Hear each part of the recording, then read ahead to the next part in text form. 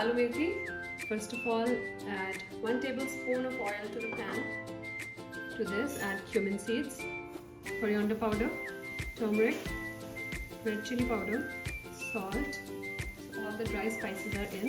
Add potatoes. Put the mix.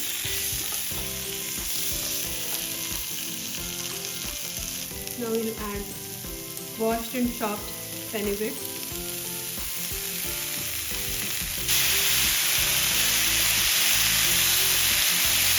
And now we'll cover it and let it cook for 2 to 3 minutes and it will be done.